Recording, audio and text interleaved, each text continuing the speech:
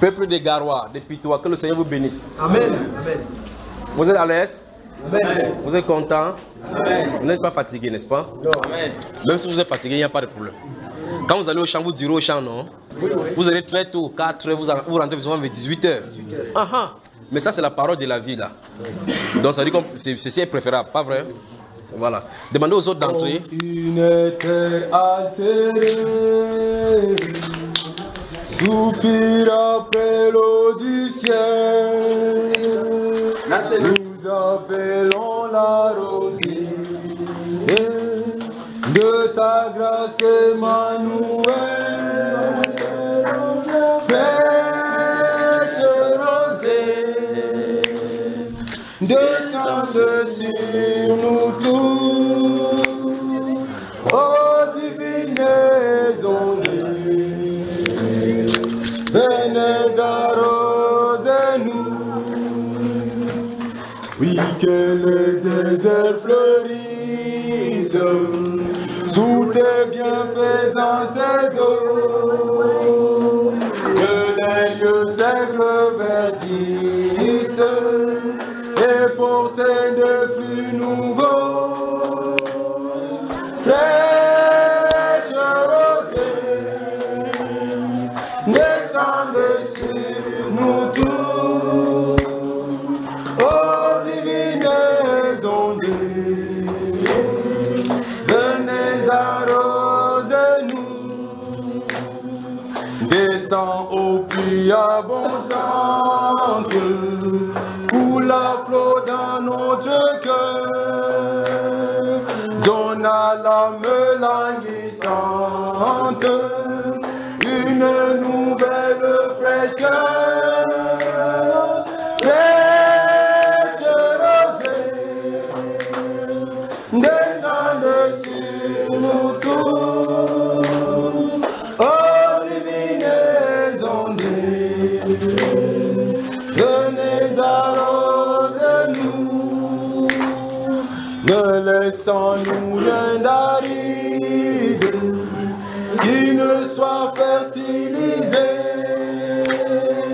Que le cœur le plus avide soit pleinement arrosé. Fraîche rosée, descende sur nous tous. Oh divines ondes, venez arroser-nous. Oui, que les déserts fleurissent sous des bienfaisantes eaux, que les lieux sacrés verdissent et portent de fruits nouveaux. Fraîche rosée, descende sur nous tous. Oh divines ondes, venez arroser-nous. Viens au salutaire pluie, esprit de grâce et de paix, repensons-nous une vie qui ne tarisse jamais. Fraîche rosée, descende sur nous tous. Oh divines ondes, venez arroser-nous. J'ai pris que cette divine rosée-là, cette rosée fraîche dont la Bible parle, que cette rosée-là est un esprit vivifiant.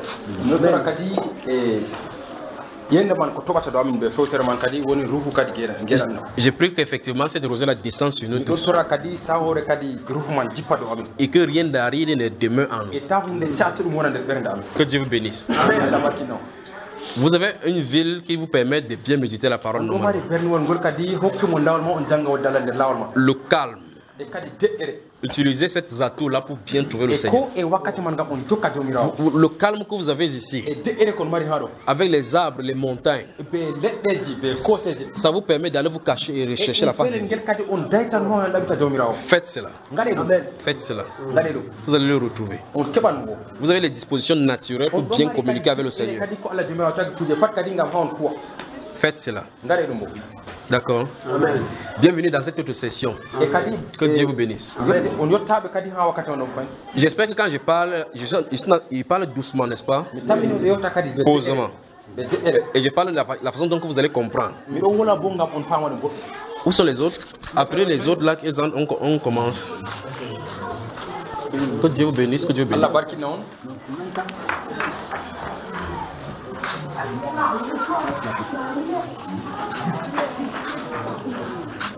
Que le Seigneur Jésus vous bénisse. Souvenez-vous encore, je répète encore, dès demain, soyez dans le jeûne et la repentance. Donc quand vous rentrez chez vous, entrez dans l'esprit de repentance. Demandez au Seigneur de vous pardonner, de nettoyer les ténèbres en vous. Restez devant lui comme ça. Prosternez-vous. Demandez de vous pardonner vos mauvaises voies. Il le fera. Il dit qu'il ne dédaigne pas un cœur contrit et meurtri. Il avait un esprit abattu. Quand vous êtes abattu, désespéré, sachant pas comment vous allez faire, il est avec vous. Il va vous relever. Et quand il va vous relever, vous allez savoir que Jésus-Christ est effectivement Seigneur. Cette fois-ci, pas par les écrits, parce que vous l'avez goûté qu'il est bon. Donc en venant, préparez-vous. Vous avez vu comment il a commencé à faire. On ne sait pas comment ça va se passer. Donc il peut décider que la réunion se descend en prière ou n'importe. Je ne sais pas comment il peut faire. Donc, attendons-nous seulement à lui. Attendons-nous à lui. Donc souvenez-vous que vous êtes un peuple privilégié. Il a un regard sur vous maintenant. Ça veut dire que votre façon de faire ne doit plus être comme avant. Ne permettez pas donc qu'aucune racine d'amertume ne reste en vous. Ne permettez plus d'amertume dans votre cœur. Ne soyez pas d'obstacle pour la foi de quelqu'un. Ne soyez pas d'obstacle pour votre propre vie spirituelle. Au sortir de notre visite, ce qui va vous arriver, c'est ceci. Quand vous allez aller dans la Bible, lire la Bible, vous allez avoir comme impression que vous n'avez jamais lu la Bible. Parce que le Saint-Esprit fait quelque chose dans votre intelligence maintenant. Il renouvelle votre intelligence. Vous allez lire la Bible, vous allez commencer à comprendre comme il veut. C'est ce qui arrive maintenant. Et là, il se pourrait que le combat commence en vous. Parce qu'il va falloir débarrasser une chose et une autre chose. Il va falloir que vous dites la vérité sur telle chose.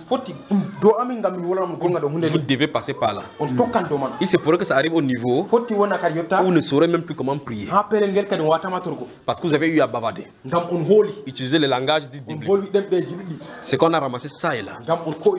Mais maintenant ça ne sera plus comme ça. Il faut parler à Dieu avec le langage biblique. Si vous parlez à Dieu avec le langage qui n'est pas biblique, vous vous entendez.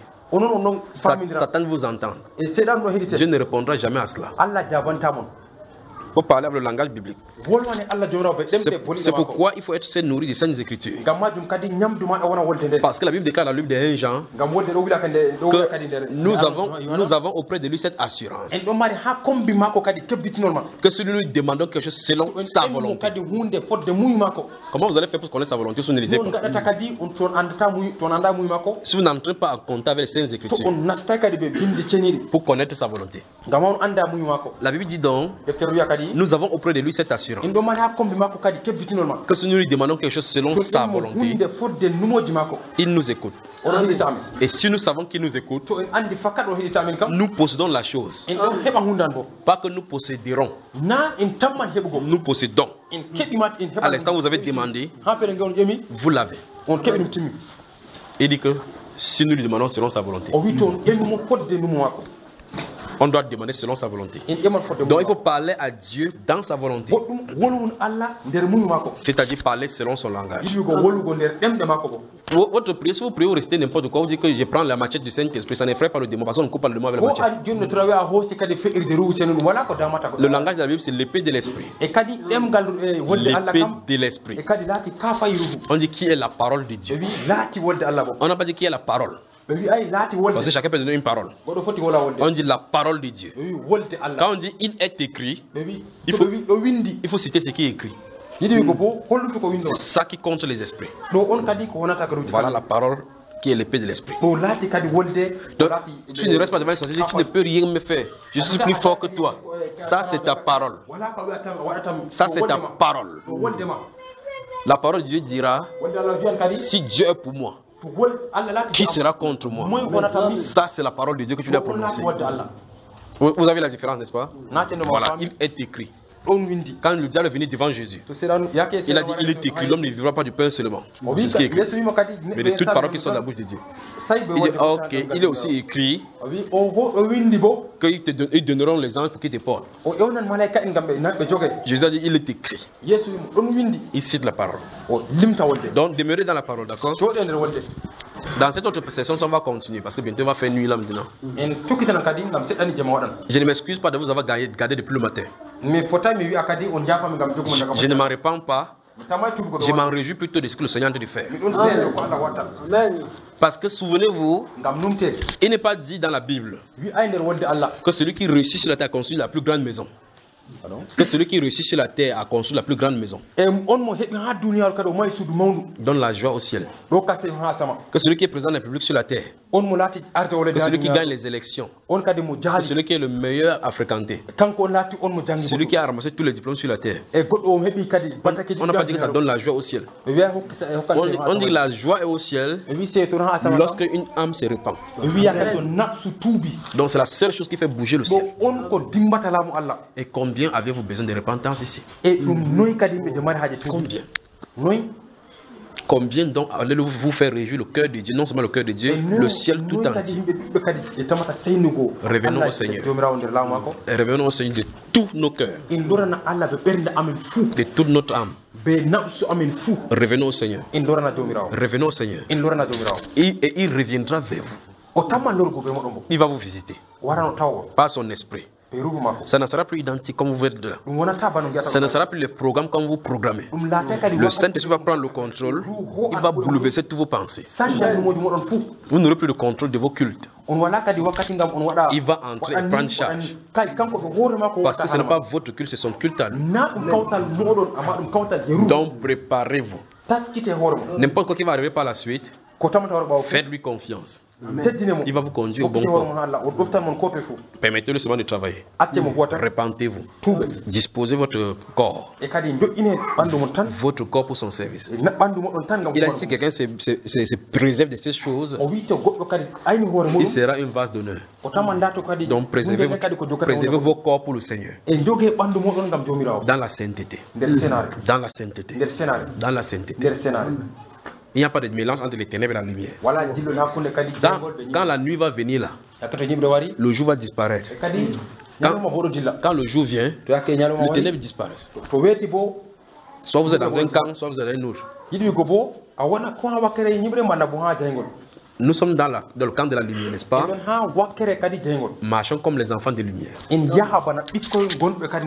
m'entendez là-bas, les jeunes là? On peut continuer maintenant, n'est-ce pas?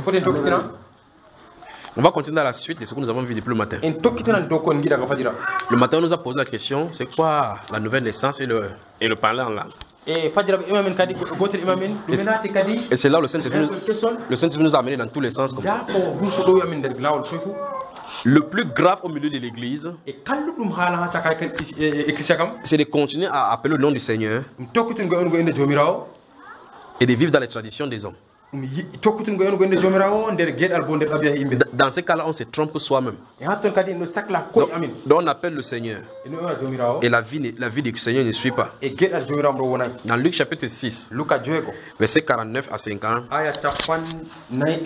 il dit, pourquoi m'appelez-vous Seigneur, Seigneur, et ne faites-vous pas ce que j'ai dit?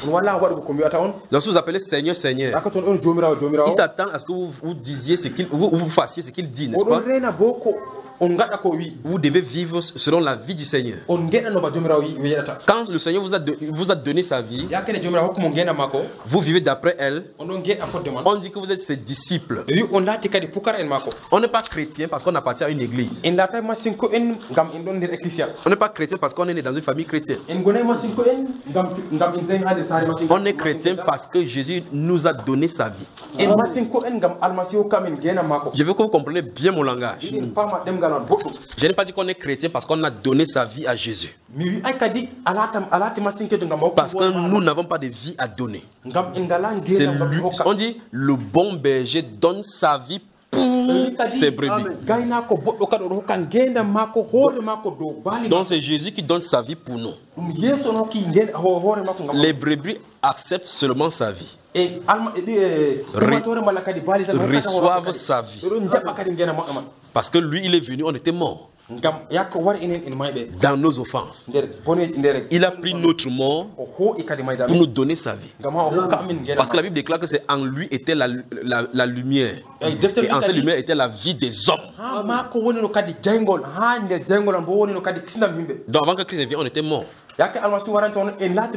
En fait, nous n'avons pas de vie à donner. C'est le bon berger qui a donné sa vie pour nous. Donc je dis, être chrétien, c'est celui-là à qui Jésus a donné sa vie. Je répète encore, je veux que vous compreniez bien ce langage.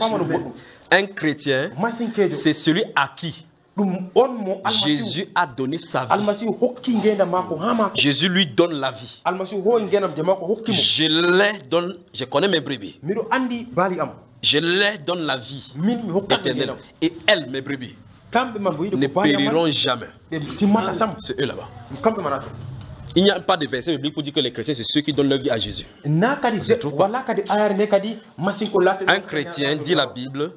Un chrétien dit la Bible. C'est celui pour qui Christ est mort. Donc il donne sa vie pour celui-là. Et maintenant, la vie de Christ commence à couler en lui. Voilà un chrétien. Vous dites à quelqu'un, tu es chrétien aujourd'hui? Oui. Comment? J'ai donné ma vie à Jésus. Donc c'est toi qui es mort à la croix pour la place de Jésus. Vous voyez, on a des problèmes aujourd'hui, pas vrai? On a des problèmes. Je dis que non, je vais donner ma vie, je dis que j'ai confessé Jésus comme mon Seigneur et mon Sauveur. Vraiment.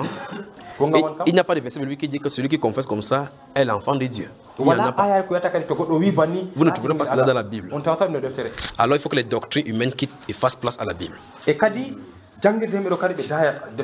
Non, ouvre ton cœur, reçois Jésus. Comment tu vas ouvrir son cœur pour recevoir Jésus? Dans Actes chapitre 16, si vous lisez les versets 13 à 15, la Bible déclare quand l'apôtre Paul et ses frères allaient dans un lieu de prière, ils ont trouvé dans une femme, des groupes de femmes qui sont assis là-bas. Ils parlaient. Dieu a ouvert le cœur de l'une d'elles. On l'appelait Lydie, marchand de pauvres de la ville de Thyatire. Dieu a ouvert son cœur afin qu'elle puisse attentive à ce que Paul disait. Il y avait plusieurs femmes. Dieu a ouvert le cœur de Lydie pour qu'elle soit attentive. Vous savez, tout au long de ces journaux, on a touché Deutéronome 29, verset 4, où on a lu que jusqu'à ces jours, Dieu ne nous a pas encore donné le cœur. Donc c'est Dieu qui doit donner le cœur. Là, il avait disposé Lydie à entendre. L'apôtre Paul prêchait la même parole. Il y avait plusieurs femmes. Mais seule celle-là avait cru. Mais la Bible nous explique ce qui s'est passé en elle. Le Seigneur ouvrit le cœur de Lydie afin qu'elle fût attentive à ce que disait Paul. Lorsqu'elle eut cru, elle et sa famille furent baptisées. Elle a pressé Paul à rentrer chez elle. Elle a dit, si vous me jugez digne et fidèle au Seigneur, entrez chez moi et demeurez-y. Et il n'y a aucun passage de la Bible, ni aucune prédication, où on prêche après on arrête. On dit que qui veut donner sa vie à Jésus, vous devez arrêter ça. Parce que ça ne se trouve pas. C'est bizarre, pas vrai, les anciens? Oui, c'est vraiment bizarre, n'est-ce pas? Mais pourtant, il n'y a pas ça dans la Bible. Mais pourtant, nous continuons à répliquer sans savoir ce qu'il en est. C'est ça dont Jésus a parlé depuis le matin, la tradition. D'autres donc s'appuient sur Romains chapitre 10, verset 9. Que si tu confesses de ta bouche le Seigneur Jésus, et si tu crois dans ton cœur que Dieu l'a ressuscité d'entre les morts, tu seras sauvé. Maintenant, si est-ce qu'un vous savez, celui qui ne parle pas est mieux? Un mieux peut-il être sauvé? Est-ce qu'un mieux, celui qui ne parle pas, est-ce qu'il peut être sauvé? Bon, maintenant, vous rencontrez un mieux avec votre famille, comment vous allez faire de nouveau celui-là? Parce qu'il ne peut pas confesser Jésus, puisqu'il est mieux. N'est-ce pas? Maintenant, c'est un défi d'abord pour que vous le fassiez parler. Pour que sa langue articule maintenant, Jésus te donne ma vie. Ne pouvant pas faire cela, dont les mieux ne pourront jamais être sauvés. Ouais, on a vu que la nouvelle naissance dépend de Dieu, n'est-ce pas? Il fait naître de nouveau selon sa volonté. Alors je pose la question, je vous pose la question ici. Comment êtes-vous devenu chrétien? La question se pose tout naturellement. S'il y a des questionnements, vous parlez en langue, ça vient d'où? Qui vous a donné? Avez-vous reçu le baptême du Saint-Esprit? Si oui, avez-vous confronté la façon de recevoir que vous avez là à la lumière de la parole de Dieu? Si vous ne l'avez pas fait, j'ai pu vous rassurer à 800% que le diable vous a trompé.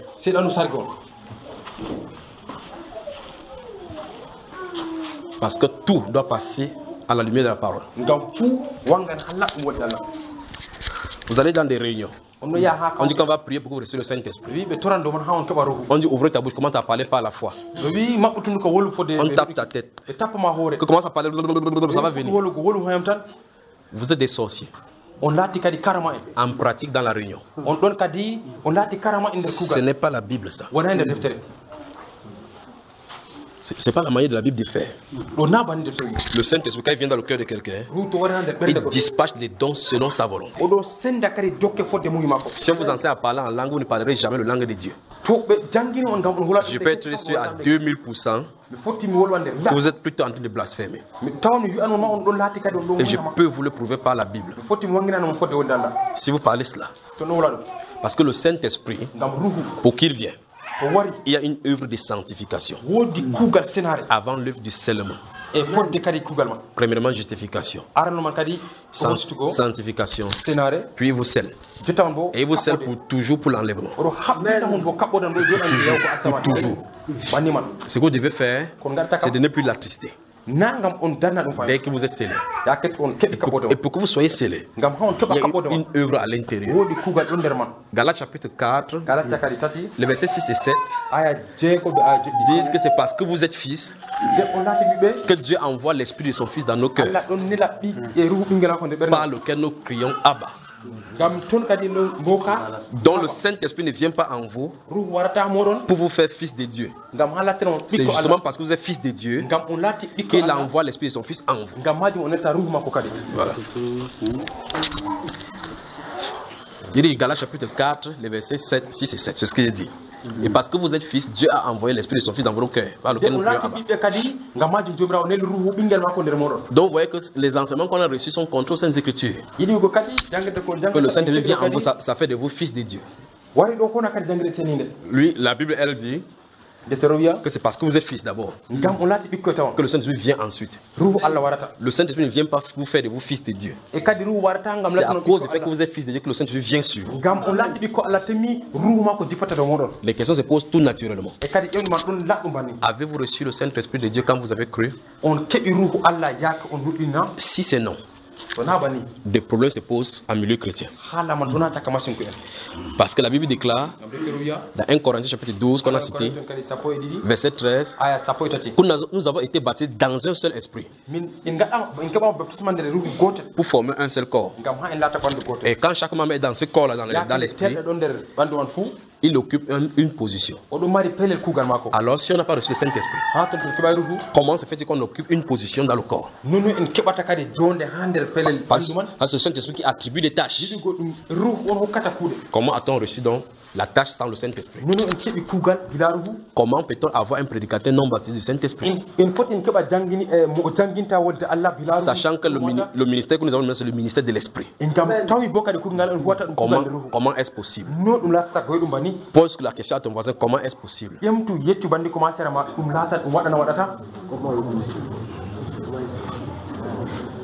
Il n'y a pas de vie chrétienne sans le Saint-Esprit. Souvenez-vous de Matthieu chapitre 25, du verset 1 au verset 13. La Bible déclare que c'est la parabole des 10 vierges. 5 étaient sages et 5 étaient vierges.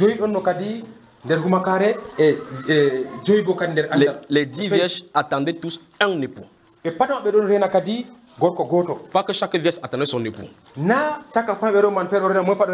Tous avaient l'espérance d'un époux qui avait fait la promesse qu'il vient les chercher. Mais la Bible déclare que comme l'époux tardait à venir, toutes se sont assoupies,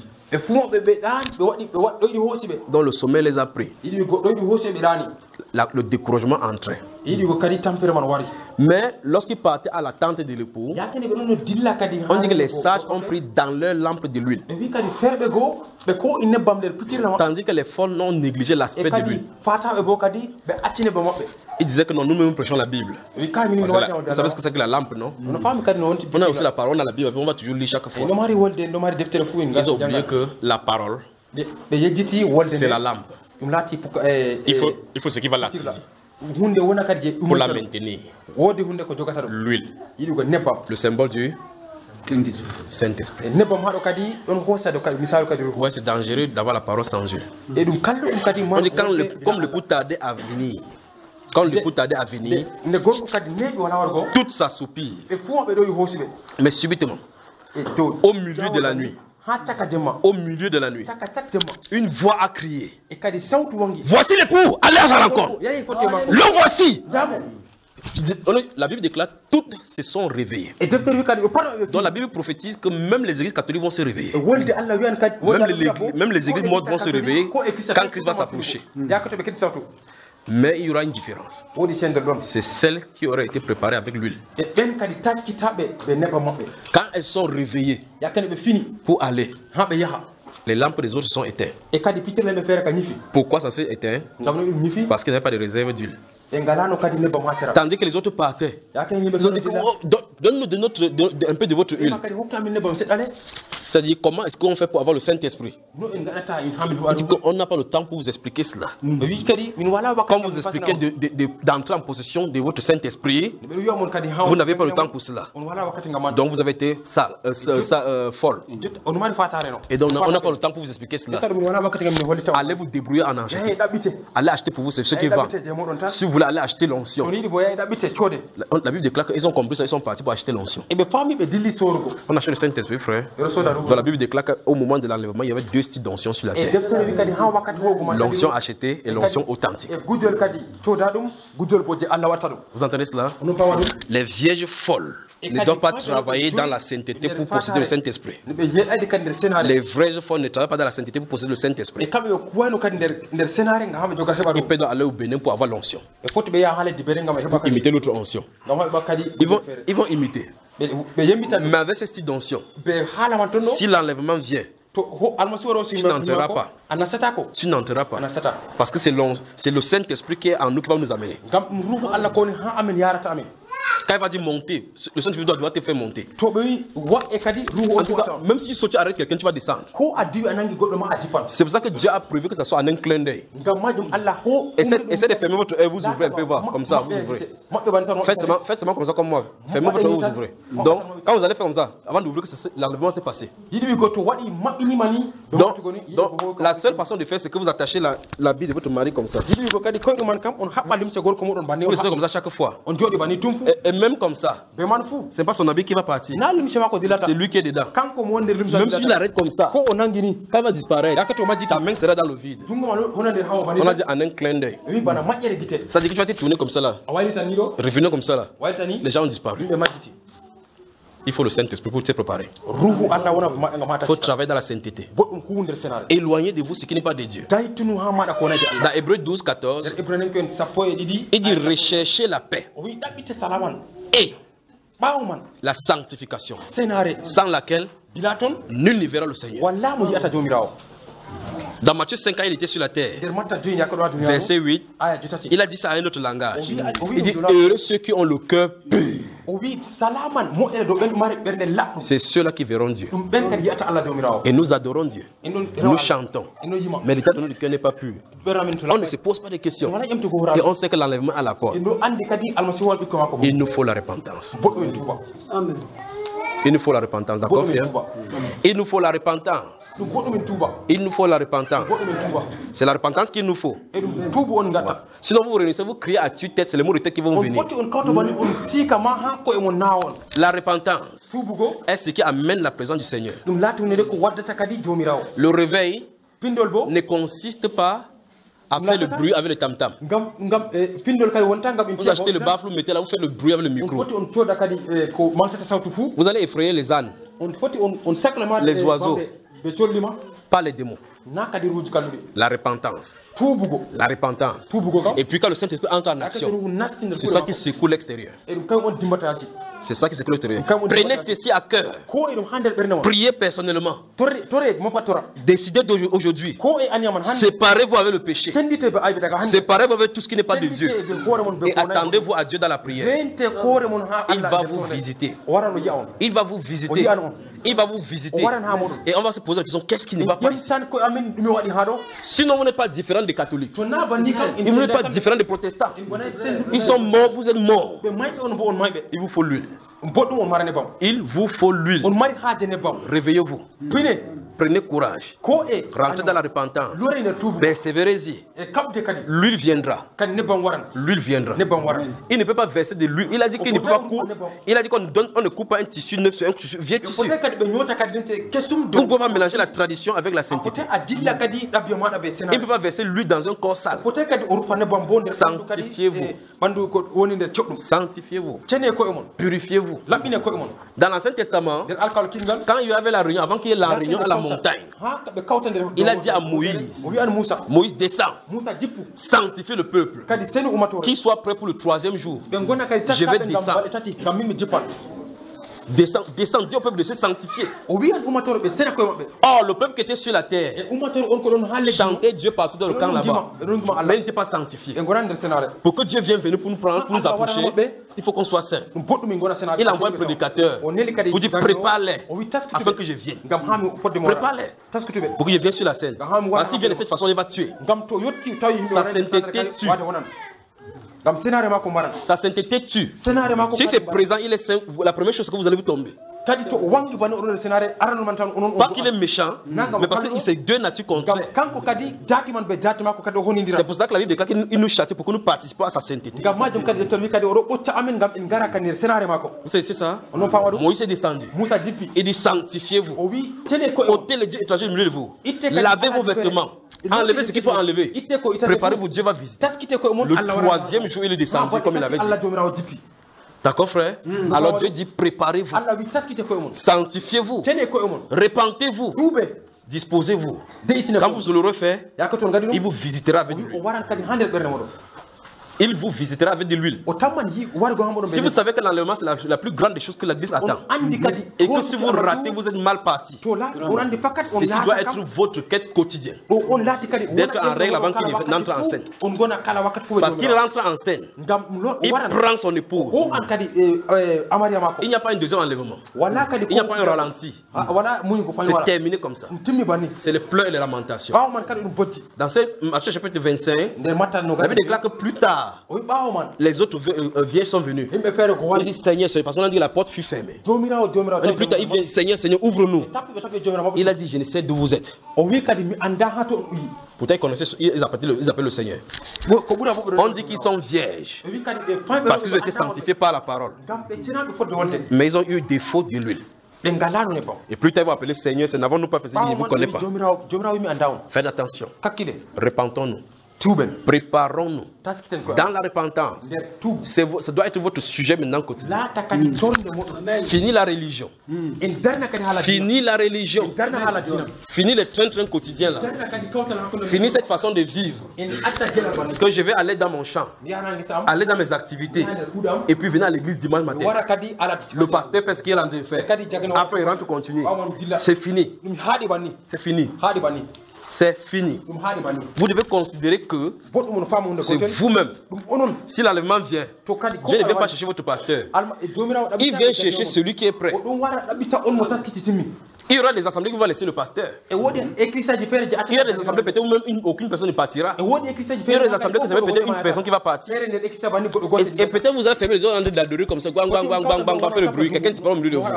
Pour vous dire que non, c'est celui qui est sorti pour aller pisser. Alors que l'enlèvement a eu lieu. Vous continuez à servir de ce Dieu-là. Quand Jésus est venu, il a fait son ministère environ 3 ans. Il est sorti, il est parti. Il a accompli ce que la Bible disait. Jusqu'aujourd'hui, les Juifs ne croient pas en lui. Ils attendent à ce qu'il vienne. Il est venu, il a fait ce qu'il a fait, il a quitté la scène. Il ne croit pas. Donc faites attention que ce qui est écrit dans les prophéties ne vous arrive.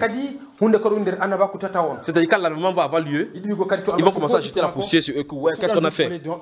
Comment ai-je méprisé la sagesse? Donc aujourd'hui la sagesse crie dans les rues que j'ai mêlé le pain avec le sacrifice. Venez. Stupide, entrez pas ici. Quittez la stupidité. Entrez dans la salle. C'est ce que le prophète dit depuis en annonçant Jésus. Que la sagesse crie partout dans les rues. Que les stupides quittent la stupidité. Donc la repentance. Tracez une ligne maintenant avec votre vie. Arrêtez avec le péché. Arrêtez avec le péché. Vous connaissez ce que vous faites, que vous savez que ce n'est pas bon. Arrêtez. Ne décidez pas demain. Arrêtez maintenant. Alors que vous entendez cette voix-ci parler. Arrêtez maintenant. Arrêtez maintenant. Arrêtez maintenant. Ne franchissez pas cette porte sans arrêter. Il faut que dans vos cœurs ça soit séparé. Vous jeunes filles qui vivez dans la fornication avec les jeunes garçons. Arrêtez. Arrêtez maintenant. Arrêtez maintenant. Arrêtez. Si vous voulez participer à sa sainteté, arrêtez. Il vous faut l'huile. Il vous faut l'huile. Il y a donc un prix à payer. Le début, c'est la repentance. Il faut que vous mouriez à vous, mais vous acceptez ces souffrances. Sinon, vous pouvez aller au Centrafrique, au Bénin, en Côte d'Ivoire, chercher l'onction. Mais il y a une procédure, un processus, un cheminement. Comment Dieu fait pour donner? La repentance. D'abord, Actes chapitre 3. Actes des apôtres. Actes des apôtres chapitre 3. Vous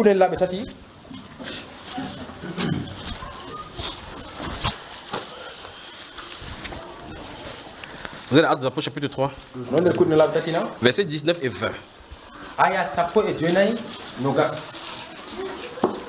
Répandez-vous donc. Repentez. Convertissez-vous pour que vos péchés soient effacés. Oui. Afin que le temps de rafraîchissement vienne de la part du Seigneur et qu'il envoie celui qui vous a été destiné, Jésus-Christ. Voilà. Vous avez entendu? Repentez-vous et convertissez-vous. Après cela, un temps de rafraîchissement vient sur vous et qu'il envoie Donc ce qui vous empêche, c'est la repentance et la conversion. Quand ces conditions sont réunies, il envoie le rafraîchissement. Repentez-vous et convertissez-vous. C'est l'ordre. Les premières paroles du ministère, c'est repentez-vous, le royaume de Dieu est proche. Repentez-vous donc pour entrer. Jean-Baptiste a dit repentez-vous et prêchez. Jésus a fini, là qu'il a été baptisé, et il repentez-vous et prêchez. Quand il a envoyé ses disciples 2 à 2, il allait prêcher, dites repentez-vous, le royaume de Dieu s'est proché. L'apôtre Paul dit que j'ai passé jour et nuit au milieu de vous prêchant la repentance et la procession du bon Dieu. Donc le début de toute communication avec Dieu, c'est la repentance. Le début de toute communication avec Dieu, c'est la repentance pour que le péché soit effacé. Dans Ésaïe chapitre 1, verset 17 à 19, il dit venez et plaidons. Dit le Seigneur, si vos péchés sont rouges comme le cramoisi, ils deviendront blancs comme la neige. Vous entendez ça? Il dit que si vos péchés sont rouges comme le cramoisi, ils deviennent blancs. Il dit venez et plaidons. Donc allons devant le Seigneur pour plaider. Il dit même si tu as fait n'importe quoi, il va nettoyer. Il dit si vous avez la bonne volonté, vous mangerez la meilleure production du pays. Mais il dit si vous êtes rebelle, si vous endurcissez votre cœur, vous serez dévoré par le glaive. Donc vous allez payer le prix de votre désobéissance. Puis conclut verset 19 car la bouche de l'Éternel a parlé. Donc il faut se repentir. C'est à notre intérêt de se repentir pour que le temps de rafraîchissement vienne. Repentons-nous. Où il n'y a pas de péché que vous avez commis que le Seigneur ne peut pas pardonner. Allons au devant de lui, parlez, pleurez au devant de lui. Vous avez la grâce, depuis que je prêche, c'est la première fois que j'expérimente ce que j'ai vu ici chez vous. Je n'ai jamais vu cela. C'est dans la Bible que je sais que ça va venir à Jérusalem. Mais j'ai vécu ça ici avec vous. L'esprit de supplication. L'esprit de supplication. Pour qu'il verse son esprit, pour que vous puissiez avoir à lui supplier par rapport à votre repentance. Le Seigneur vous aime. Pour qu'il déverse son esprit de supplication. Pour vous donner l'opportunité de prier comme il veut. Pour qu'il ôte le péché qui est sur le cœur. Qui sème l'amour dans le cœur. Pour qu'il y ait le pardon. C'est une grâce. La Bible dit dans le livre de Zacharie que c'est cet esprit qui va déverser à Jérusalem pour que les gens tournent le regard vers celui qu'ils ont percé. Un esprit de grâce et de supplication pour qu'ils tournent le regard vers lui. Celui qu'ils ont percé. Vous l'avez expérimenté ici. C'est la première fois depuis que je prêche que j'ai vécu ça. Vous êtes privilégiés. Vous êtes privilégiés. Allez dans la repentance. Restez dans la repentance. Il va vous visiter. Il va vous visiter. Parce que vous possédez une chose que je n'ai pas encore vue quelque part. L'espérance. L'espérance. Malgré qu'il y avait n'importe quoi avec vous, vous avez toujours foi au Seigneur Jésus-Christ. Vous aviez toujours foi au Seigneur Jésus-Christ. L'espérance. Que ça ne vous quitte jamais. Ça ne vous quitte jamais. Mais la Bible déclare qu'il y en a 3. Vous avez l'espérance. Il faut la foi en le faire. Puis maintenant, l'amour. L'amour. Vous voyez que le manque de pardon bloquait l'obstacle par rapport à l'amour. Cet obstacle a été ôté. Aimez-vous pour que cette foi-là demeure en vous. Vous verrez le Saint-Esprit à l'œuvre. Ne permettez pas cette chose-là que ça vous bloque. Restez devant sa présence. Il dit repentez-vous et convertissez-vous. Dans ce Actes chapitre 3, verset 19. Il dit repentez-vous et convertissez-vous pour que vos péchés soient effacés. Pour que l'obstacle soit enlevé. Vous voyez? Et que vous recevez donc le rafraîchissement. Et que Dieu vous envoie Jésus. Le verset 20 dit que le ciel doit recevoir jusqu'au temps de rétablissement de toutes choses. Donc Dieu a enseignement parlé par les prophètes. Donc il y aura un rafraîchissement. Il y aura une restauration. Il y aura un rétablissement de toutes choses. Et Christ va venir prendre la possession. Ne perdez pas cette partie. Vous ne pouvez pas faire 20 ans dans la foi pour aller dans la Géhenne. Non. Non, donc mieux vous quitter. mieux vous abandonner la Bible. Vous partez vivre bien dans le monde, sachant que vous allez aller en enfer, sachant pourquoi vous allez. Que de rechercher le Seigneur. Vous n'êtes ni chez le Seigneur ni chez le diable. Donc si vous ne voulez pas chez le Seigneur, choisissez aujourd'hui qui vous voulez servir. Ou rentrez totalement dans le monde. Vous faites bien pour que le diable vous félicite. Qui vous donne le médaille même d'honneur de péché. Mais si vous voulez servir ce Dieu-ci, le Dieu de la Bible, il est saint et il désire que vous soyez saint. C'est sa façon à lui arriver. Vous avez moi là? Vous comprenez, n'est-ce pas? La repentance. Donc rentrez à la maison aujourd'hui, entrez dans cet esprit de repentance. Demandez au Seigneur de vous pardonner. Vous les femmes, quel que soit ce que votre mari vous a fait, vous n'avez pas d'excuse devant Dieu de vous dresser contre votre mari. Quel que soit ce qu'il a fait. La Bible dit que femme, soyez soumise à vos maris comme au Seigneur. Même s'il ne croit pas à la parole. La Bible déclare que c'est en voyant votre mari de vivre chaste et réservée qui seront transformés sans la parole. Donc en confrontant son autorité, vous êtes coupable devant le Seigneur. Repentez-vous. Repentez-vous. Même si votre mari a quitté pour aller pour une autre femme, il est quand même ton chef. La manière de résoudre ça, c'est devant Dieu et dans la prière. Vous vous levez dans une confrontation. Vous quittez votre position de soumission. Repentez-vous. Repentez-vous. Rentrez à la maison, repentez-vous. Vous les anciens. La Bible déclare qu'on n'a pas traité les gens avec acception de personne. Si dans un règlement de conflit, vous avez fait acception de personne, repentez-vous. Parce que la Bible déclare qu'on doit redresser avec sagesse, avec justice. Repentez-vous. Si vous avez frustré le brebis du Seigneur, allez dans la repentance. Que Dieu vous donne la grâce de les paître avec dévouement, avec amour, non pas comme dominant sur autrui, non pas pour un gain. Servez-les en comptant sur le Seigneur. Faites cela avec amour. Rentrez dans la repentance. Il va vous donner le temps de rafraîchissement. Il va vous donner les dons spirituels pour que vous œuvrez. Sans cela, point d'aurore, vous ne verrez nulle part. Vous allez continuer dans la Bible. Il ne sera jamais là. Il ne répondra pas aux prières. Vous allez appeler Jésus. Satan se manifestera. Repentez-vous. Enlevez les obstacles entre nous et le Seigneur Jésus. Repentons-nous. Vous avez suivi? Repentez-vous. Vous avez quelqu'un que vous avez frustré. Allez régler le problème. Il a dit rechercher la paix et la sanctification, sans laquelle personne ne verra le Seigneur. Vous voulez voir le Seigneur? Vous voulez voir le Seigneur? Repentez-vous. Recherchez la paix avec tous et la sanctification. La sanctification, c'est de se nettoyer pour que Dieu puisse vous mettre en service. Se nettoyer. Je ne dis pas que vous rentrez à la maison, vous lavez. Que non. Non. Non. Vous allez accepter que la parole vous lave. Que la parole appelle dans vos vies péché, c'est qui est péché. Et que vous changez cela. C'est ça dont il est question. Repentons-nous. Dans les 2 jours-ci, ne mangez pas. Restez dans la prière. C'est important pour vous. Restez dans la prière. Priez. Demandez, Seigneur, j'écris à toi. Enlève de ma vie le péché. Enlève les ténèbres. Donne-moi de vivre comme tu veux. Il le fera.